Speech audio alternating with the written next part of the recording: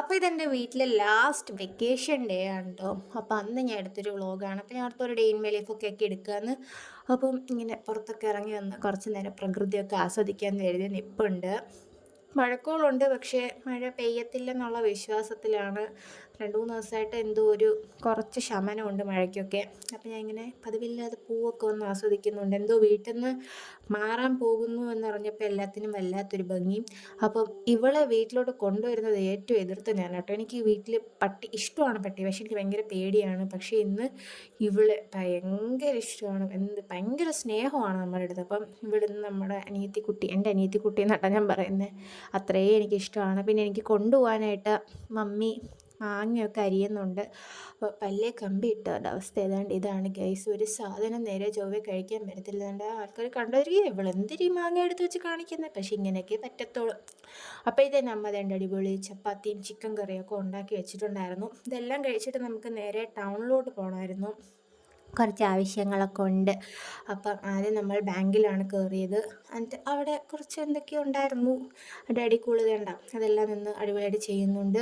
ഇതെല്ലാം കഴിഞ്ഞിട്ട് എനിക്കൊരു ഫോട്ടോ എടുക്കാൻ പോകണമായിരുന്നു. അതിനാണ് ഞാൻ അങ്ങനെ കുറിയൊക്കെ ആഫ്റ്റർ എ ലോങ് ടൈം കുറിയൊക്കെ ഇട്ടിട്ട് പോയത്. എനിക്ക് എന്തോ കുറേ നാൾക്ക് ശേഷം ഞാൻ എടുത്തൊരു പാസ്പോർട്ട് സൈസ് ഫോട്ടോ ഇഷ്ടമായി. പക്ഷേ എനിക്ക് ഒന്നിലും എൻ്റെ കണ്ണ് ഇഷ്ടമല്ല കേട്ടോ. ഒരു മണി കോങ്കണ്ണ് കണക്കിരിക്കുന്ന പോലെ എനിക്ക് തോന്നും.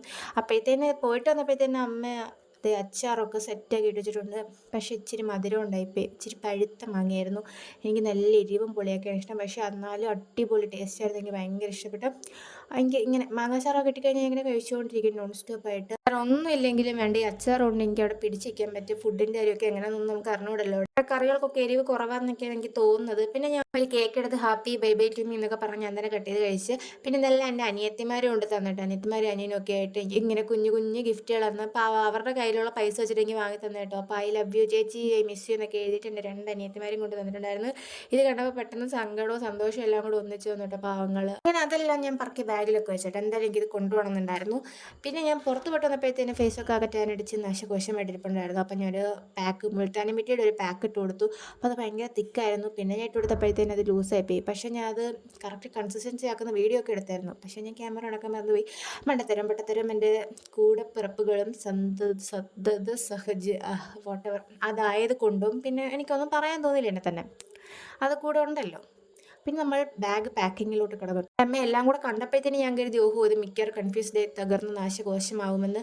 പക്ഷേ അച്ഛൻ നല്ല നൈസായിട്ട് ഹാൻഡിൽ ചെയ്തത്, എല്ലാം അടിപൊളിയായിട്ട് പാക്ക് ചെയ്ത് വെച്ചിട്ട്. ഞാനായിരുന്നു അത് ചെയ്യുന്നതെങ്കിൽ ആ പെട്ടിയിൽ തികയത്തില്ല, എല്ലാം കൂടെ വലിച്ച് വാരി ഒരുമാതിരി ഇട്ട് അലമ്പാക്കിയാണ്. പക്ഷേ അച്ഛൻ നല്ല കിടിലമായിട്ട് അതെല്ലാം ഒതുക്കി ആ പെട്ടിയിൽ ഇനിയും വേണമെങ്കിൽ സാധനം വയ്ക്കാമെന്നുള്ള രീതിയിൽ അടിപൊളിയായിട്ട് വെച്ചിട്ടുണ്ട് കേട്ടോ. ഞാൻ എല്ലാം കൂടെ ഇങ്ങനെ വാരി പറക്കി മുന്നിലോട്ടിട്ട് അവിടെ വെക്കണം ഇവിടെ വെക്കണം എന്തൊക്കെ ചെയ്യാമോ അതെല്ലാം ഞാൻ അങ്ങനെ കുളമാക്കി കൊടുക്കും. ഒരു അടിയുണ്ട് ഒട്ടിക്കേണ്ടത് ഒട്ടിച്ച് അങ്ങനെ എടുത്ത് വെച്ച്. അപ്പം എന്നിട്ട് ഞാൻ ഇവിടെ നിന്ന് പറഞ്ഞിട്ടുണ്ട് അതങ്ങനെ ചെയ്താൽ കേട്ടോ, ഇങ്ങനെ ചെയ്താൽ മതി കേട്ടോ, അങ്ങനെ എല്ലാം പറയും. അത് എന്താ ചെയ്യാനാണ്, എനിക്ക് അത് അറിയാവൂ. വേണ്ട, അമ്മാമ്മയുണ്ട്, എൻ്റെ ആദിയുണ്ട്, അമ്മയുണ്ട്, ദിയയുണ്ട്. പിന്നെ നമ്മൾ പെട്ടിയൊക്കെ ഇങ്ങനെ എടുത്ത് വെച്ചു. ഒരു ബാഗും കൂടെ ഉണ്ടായിരുന്നു, അതെല്ലാം പാക്ക് ചെയ്തു. അപ്പോൾ ഞങ്ങൾക്ക് വളർന്നു വരുന്നൊരു വ്ളോഗറുണ്ട്. അപ്പം അവളും അവളുടെ പണി അടിപൊളിയായിട്ട് ചെയ്യുന്നുണ്ടായിരുന്നു. അപ്പോൾ അങ്ങനെ പാക്കിംഗ് ഒക്കെ കഴിഞ്ഞിട്ട് നമ്മൾ നേരെ അമ്പലത്തിലോട്ട് പോയിട്ടു. അപ്പോൾ ആദ്യം ഞാനും എൻ്റെ അനിയനും കൂടെ ഒരു അമ്പലത്തിലോട്ട് പോയി. അപ്പം അവിടെ പോയിട്ട് വന്നിട്ട് നേരെ ഞാനും എൻ്റെ അച്ഛനും കൂടെ വേറെ അമ്പലത്തിലോട്ട് പോയി. അപ്പോൾ അവിടെ അമ്പലം പണി നടക്കുവാണ്. അവിടെ ഇങ്ങനെ ചെറുതായിട്ട് ബാലാലയം പോലെ സെറ്റ് ചെയ്തിട്ട് അവിടെയാണ് ദേവി ഇരിക്കുന്നത്. അമ്പലത്തിൻ്റെ പണിയൊക്കെ ഉടനെ കഴിയുമായിരിക്കും. എന്നിട്ട് നമ്മൾ അവിടെ നിന്ന് നേരെ വീട്ടിലോട്ട് വന്നിട്ടോ. വീട്ടിലോട്ട് വന്ന ഡ്രസ്സൊക്കെ മാറി സംഭവനെ കയ്യിൽ നിന്ന് പോയി തുടങ്ങിയിട്ടുണ്ടായിരുന്നു. എനിക്ക് ചെറുതായിട്ട് വിഷമം കരച്ചിലൊക്കെ വന്നു തുടങ്ങി. പോകണം എന്ന് പറഞ്ഞെങ്കിലും പോകുന്ന സമയപ്പോഴത്തേക്കും ഞാൻ ഡൗൺ ആയി തുടങ്ങി.